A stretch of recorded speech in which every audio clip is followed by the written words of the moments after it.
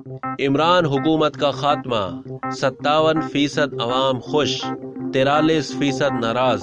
تحریک عدم اعتماد کے ذریعے عمران خان کو وزارت عظمیٰ سے ہٹانے پر عوام دو کیمپوں میں بٹے ہوئے نظر آئے۔ کچھ نے خوش ہونے کا اظہار کیا تو کچھ غصے میں دکھائی دیے۔ 57% نے عمران خان کے نکالے جانے پر خوشی کا اظہار کیا، البتہ 43% نے اس پر ناراضگی کا اظہار کیا۔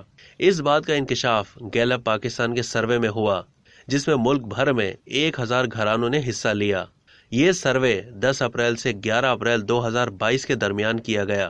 سروے میں 57% پاکستانیوں نے تحریک عدم اعتماد کے ذریعے عمران خان کو وزارت عظمیٰ سے ہٹائے جانے پر خوشی کا اظہار کیا، جبکہ 43% نے ناخوش ہونے کا کہا۔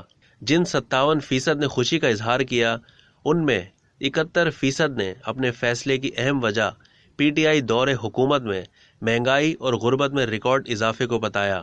10% نے غریبوں کو ریلیف نہ دینے، 3% نے عمران خان کے اچھا رہنما نہ ہونے، 2% نے پی ٹی آئی سے پہلے والی حکومت کے بہتر ہونے اور 2% نے عمران خان کے وعدوں پر عمل نہ کرنے۔ 1% نے عمران خان کے وزیر اعظم کے عہدے کے لیے اہل نہ ہونے، جبکہ 1% نے سابق وزیر اعظم کو سیاست نہ آنے کا کہا۔ 1% سے کم افراد ایسے تھے جنہوں نے اقتصادی محاذ پر بد انتظامی اور پیٹرول کی قیمتوں میں اضافے کے باعث عمران خان کو وزیر اعظم کے عہدے سے ہٹانے پر خوشی کا اظہار کیا۔ اس کے برعکس جن 43% افراد نے وزیر اعظم کو ہٹائے جانے پر ناراضگی کا اظہار کیا، ان میں سے 25% نے کہا کہ عمران خان ایک اچھے اور ایماندار لیڈر ہیں، اس لیے انہیں ہٹایا نہیں جانا چاہیے تھا۔